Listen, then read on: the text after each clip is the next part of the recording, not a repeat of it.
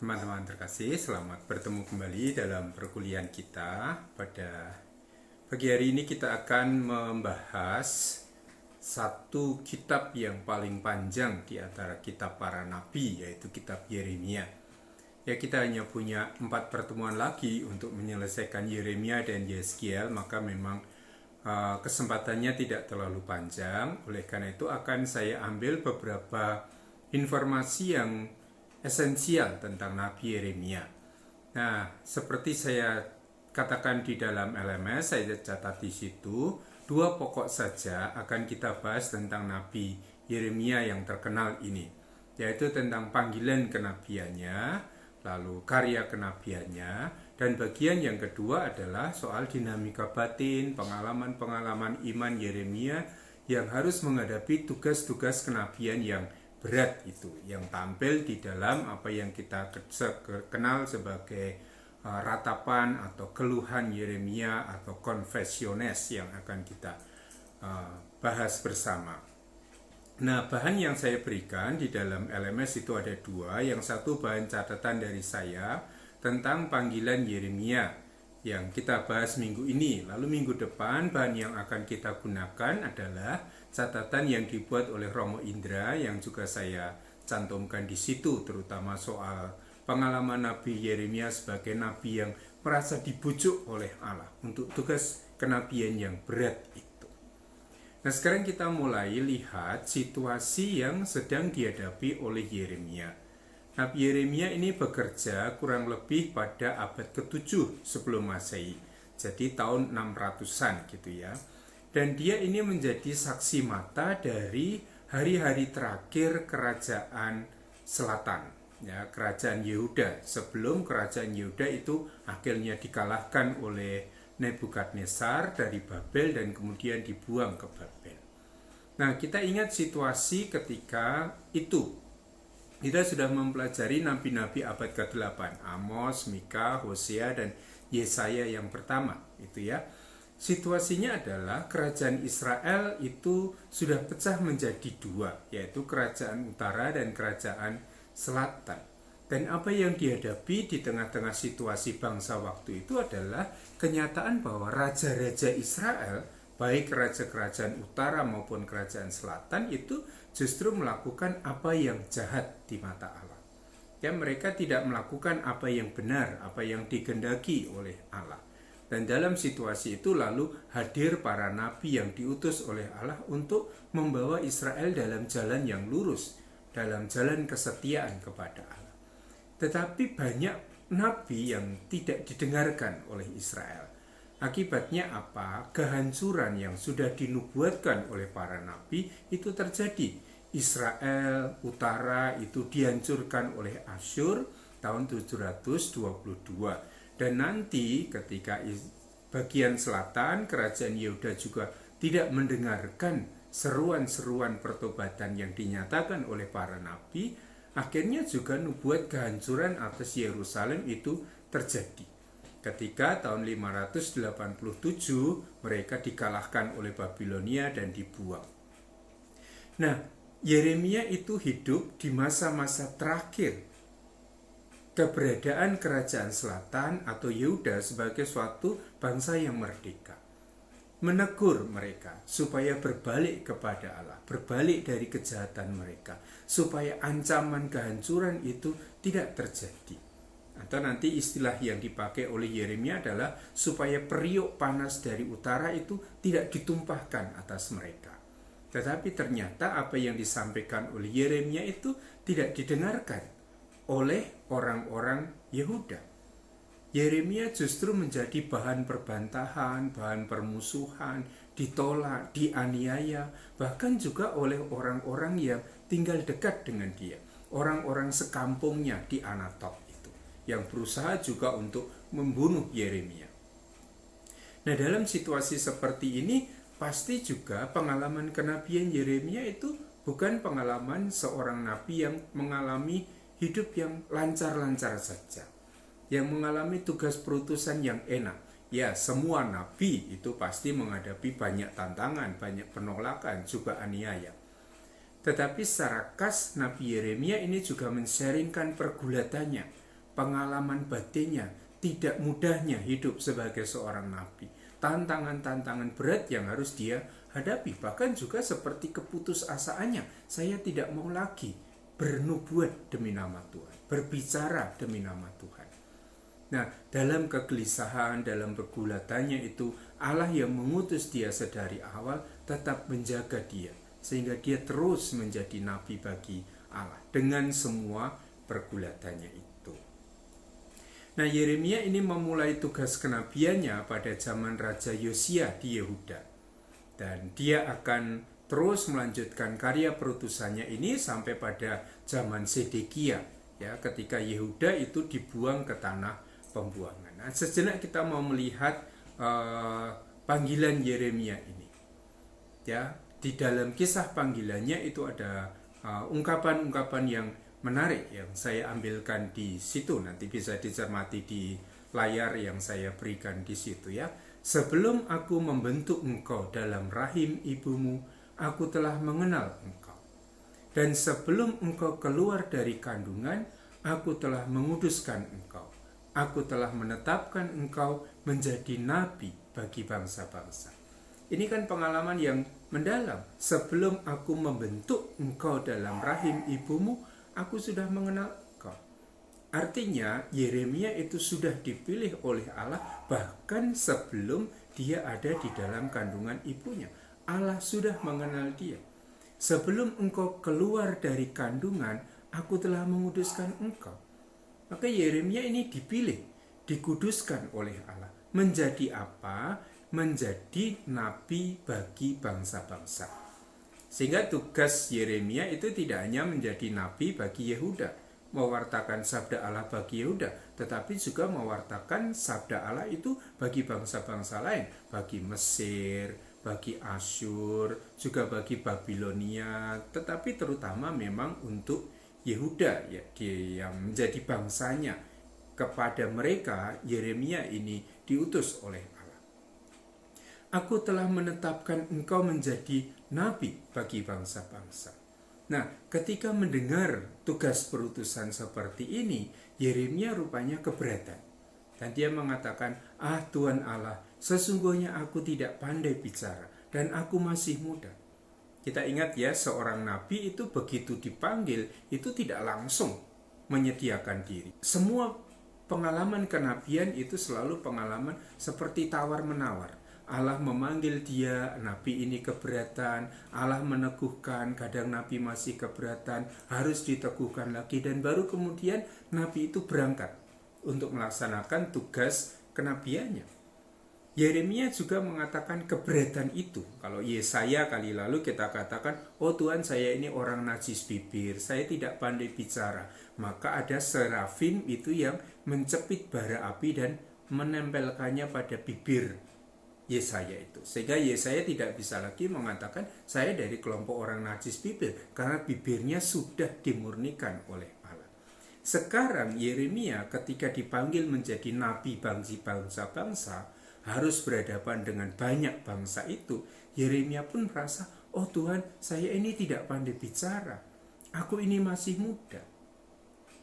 Nah, menanggapi keberatan Yeremia itu Allah mengatakan, jangan katakan aku ini masih muda, tetapi kepada siapapun engkau kuutus, haruslah engkau pergi, dan apapun yang kuperintahkan kepadamu, haruslah kau sampaikan. Ya, seolah-olah Allah itu tidak memberi kesempatan bagi Yeremia untuk menolak tugas perutusan itu. Jangan katakan aku masih muda, tetapi kepada siapa engkau kuutus, engkau harus pergi. Engkau harus menyampaikan apa yang kusampaikan kepadamu. Dan ini pasti perutusan yang selalu muncul di dalam kitab-kitab kenabian, dalam pengalaman para nabi. Keberatan-keberatan nabi itu kemudian seperti diabaikan oleh Allah. Bukan diabaikan dalam arti Allah itu tidak peduli, tetapi bahwa Allah itu menjamin bahwa keberatan mereka itu akan diatasi. Ya, bahwa Yesaya yang merasa najis bibir itu kemudian bibirnya itu dimurnikan, disucikan oleh Allah. Yeremia yang merasa tidak pandai bicara, masih muda, ini Allah sendiri yang akan berbicara untuk dia. Sehingga Allah meneguhkan Yeremia ini untuk tugas perutusan yang memang sudah disediakan baginya. Ketahuilah, pada hari ini aku mengangkat engkau atas bangsa-bangsa dan atas kerajaan-kerajaan untuk mencabut dan merobohkan.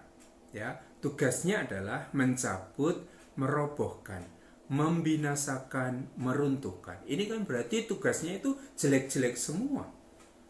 Ini tugasnya mencabut, merobohkan, membinasakan, meruntuhkan. Pasti harus menghadapkan Yeremia pada perlawanan dari banyak orang. Siapa mau diruntuhkan? Siapa mau dihancurkan? Siapa mau dibinasakan? Tidak ada yang mau. Tetapi justru dalam situasi yang berat inilah tugas Yeremia memang untuk merobohkan, untuk mencabut, untuk membinasakan, untuk meruntuhkan. Mengapa seperti itu? Sekali lagi harus kita ingat bahwa situasi Israel sendiri sedang tidak ideal. Artinya orang-orang Israel tidak sedang hidup dalam damai, dalam kesatuan dengan Allah, melainkan mereka justru memberontak, melawan Allah. Dan berhadapan dengan umat Israel yang tidak setia ini, apa yang akan dibuat oleh Allah adalah mencabut, merobohkan, membinasakan, meruntuhkan.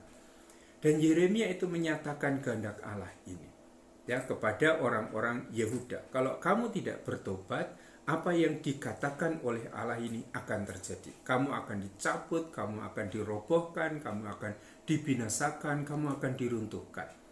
Nanti akan sebentar lagi akan muncul gambaran yang sangat bagus gitu ya, bahwa ada periuk panas, periuk berisi cairan panas yang siap ditumpahkan, dan periuk panas itu berasal dari utara. Nah, kalau periuk panas ini ditumpahkan atas Yehuda, mereka akan hancur, tidak ada yang bisa bertahan. Dan berhadapan dengan situasi yang sudah sangat kritis seperti itu, Yeremia memberikan seruan-seruan kenabiannya. Nah, selalu kita ingat ya, karena dalam situasi yang tidak ideal, orang Israel sedang tidak setia kepada Allah, maka seruan-seruan utama Yeremia itu adalah seruan kehancuran. Kemarin kita katakan Deutro Yesaya itu seruan-seruannya adalah seruan sukacita, kebahagiaan, pengharapan. Karena Deutro Yesaya itu melayani umat di tanah pembuangan. Yeremia itu seperti Yesaya yang pertama. Pada tahun-tahun atau hari-hari terakhir menjelang pembuangan, mengkritik mereka secara keras. Sehingga isi Yeremia dengan isi Yesaya yang pertama, Yesaya 1-39, itu mirip-mirip. Isinya adalah kritik terhadap orang-orang Yehuda. Seruan supaya mereka bertobat. Nubuat-nubuat kehancuran, dan mereka akan mengalami kehancuran itu kalau mereka tidak bertobat. Tetapi warta seorang nabi itu tidak pernah terbatas hanya warta yang buruk, kehancuran, keruntuhan itu. Tetapi juga nabi diutus untuk membangun dan menanam. Jadi dia dikatakan oleh Allah, dia diutus untuk mencabut, untuk merobohkan, untuk membinasakan, untuk meruntuhkan, tetapi juga untuk membangun dan menanam. Dengan demikian selalu ada warta yang positif, warta pengharapan, sukacita akan hidup baru yang dibawa oleh Yeremia. Kalau mereka menolak warta Yeremia, yang terjadi adalah 4 hal yang disebut tadi: mencabut, merobohkan, membinasakan, meruntuhkan. Tetapi kalau mereka mau berbalik kepada Allah dalam kesetiaan kepada Allah, lalu yang akan terjadi adalah mereka akan dibangun. Mereka akan menjadi seperti tanaman yang ditanam oleh Tuhan, yang akhirnya hidup subur dan menghasilkan buah. Nah, ini panggilan Yeremia. Seorang yang merasa saya tidak pandai bicara, saya ini masih muda, tetapi Allah itu seolah-olah membujuk dia, mendorong dia supaya dia menerima tugas kenabian yang memang sejak semula itu ditolak oleh Yeremia. Saya tidak pandai bicara untuk membicarakan atau mewartakan sabda Allah. Saya tidak pandai bicara, siapakah saya ini? Saya masih muda, saya harus menghadapi Yehuda, saya harus menghadapi bangsa-bangsa. Tetapi sekali lagi dalam pengalaman banyak orang, dulu kita mempelajari Nabi Yunus, orang kalau sudah ditangkap oleh Allah untuk tugas kenabian seperti ini, kemanapun mereka pergi, tidak bisa lari. Yunus itu sudah pergi menjauh dari Ninive, tetapi kemudian ditarik oleh Allah untuk tetap melaksanakan tugas yang dipercayakan kepadanya. Demikian juga Yeremia ini. Nah, sesudah kisah panggilan itu, lalu muncul pengalaman-pengalaman penglihatan. Yeremia mengalami 2 penglihatan. Penglihatan yang pertama adalah dia melihat pohon badam atau pohon sikamor itu ya. Dan oleh Allah diartikan apa yang dilihat oleh Yeremia itu. Pohon badam itu adalah tanda, simbol bahwa Allah siap melaksanakan firman-Nya. Aku siap sedia melaksanakan firman-Ku. Firman yang mana? Firman untuk merubuhkan, firman untuk meruntuhkan, firman untuk menghancurkan tadi. Kalau Israel itu tidak setia kepada Allah, tidak berbalik kepada Dia. Tetapi Allah juga siap sedia untuk menanam, untuk merawat tadi. Kalau Israel itu akhirnya kembali dalam kesetiaan kepada Allah. Kepada Yeremia, Allah sudah menyatakan secara jelas, aku siap melaksanakan firman-Ku. Nah, ini nanti akan jadi pergulatan Yeremia ya, yang akan kita bahas minggu depan. Ya, ternyata apa yang disampaikan oleh Allah itu tidak segera terjadi. Sehingga Yeremia ada dalam satu krisis besar. Tetapi Allah meneguhkan dia, Allah membujuk dia, dan Yeremia terus berkarya sebagai nabi bagi Allah. Nah, ini penglihatan yang pertama tentang pohon badam yang diartikan oleh Allah sendiri bahwa Allah siap sedia melaksanakan firman-Nya. Firman yang nanti disampaikan kepada Yeremia dan oleh Yeremia disampaikan kepada orang-orang Yehuda. Penglihatan yang kedua adalah penglihatan tentang periuk mendidih dari utara. Coba lihat di peta itu, di gambar yang saya tampilkan di situ ada periuk yang kemudian ada cairan panas di situ, dan di bagian tengah itu adalah sungai Yordan, kemudian ada laut mati di situ. Bagian yang hijau di tengah itu adalah laut mati. Nah, di situ itu kan berarti di sekitar laut mati itulah, di utara, di tempat di mana cairan itu menetes itu, itulah wilayah Yehuda. Ya, wilayah di mana Nabi Yeremia ini menyerukan sabda kenabiannya. Dan periuk dari utara itu dibayangkan akan ada kekuatan besar dari utara. Dan kemungkinan yang dibayangkan adalah kekuatan militer yang akan menyerang Yehuda. Kalau kamu tidak bertobat, maka ada kekuatan besar dari utara yang siap untuk menghancurkan kamu. Yang digambarkan sebagai periuk panas dari utara yang ini sudah siap ditumpahkan. Kalau kamu tidak bertobat, cairan panas di dalam periuk ini akan ditumpahkan atas kamu.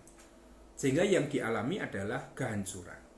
Di sana Allah mengatakan, dari utara akan mengamuk malapetaka, menimpa segala penduduk negeri ini. Dan apakah setelah ditegur oleh Yeremia dengan cara demikian, orang-orang Yehuda itu berbalik kepada Allah? Rupanya tidak. Maka nanti periuk panas ini memang akan ditumpahkan atas mereka, yaitu dalam wujud kehadiran kerajaan Babilonia. Kerajaan yang dipimpin oleh Nebukadnezar yang datang dari Asyur, berarti dari utara, yang kemudian menghancurkan Yerusalem, membuang mereka ke tanah pembuangan Babilonia. Nah, ini 2 penglihatan yang dialami oleh Yeremia di awal tugas kenabiannya. Pohon badam yang oleh Allah dikatakan, aku siap sedia untuk melaksanakan firman-Ku. Yang kedua adalah periuk mendidih dari utara. Ini lambang kekuatan besar yang akan datang dan menghancurkan bangsa Yehuda kalau Yehuda tidak bertobat. Nah, setelah mengalami penglihatan ini, lalu Allah meneguhkan Yeremia. Allah menyatakan kepadanya, baiklah engkau bersiap, bangkitlah dan sampaikanlah kepada mereka segala yang kuperintahkan kepadamu. Tadi Yeremia kan merasa masih enggan, ya, berat, saya masih muda, saya tidak pandai bicara. Kemudian Allah meneguhkan dia. Allah memberikan penglihatan kepada dia untuk menampakkan bahwa Allah itu siap sedia melaksanakan apa yang difirmankannya. yang nanti harus disampaikan oleh Yeremia kepada orang-orang Yehuda. Dan sekarang setelah meneguhkan Yeremia, Allah memberi perintah supaya Yeremia bangkit. Sampaikan kepada mereka segala sesuatu yang kuperintahkan kepadamu. Janganlah gentar terhadap mereka, supaya jangan aku menggentarkan engkau di depan mereka. Artinya kan masih muda, tidak pandai bicara, tentu saja punya ketakutan, gentar menghadapi tugas berat itu. Tapi Allah mengatakan, jangan engkau gentar, supaya aku tidak membuat engkau semakin gentar di hadapan mereka. Kalau kamu gentar berhadapan mereka, saya akan membuat kamu gemetar di hadapan mereka. Ketakutan.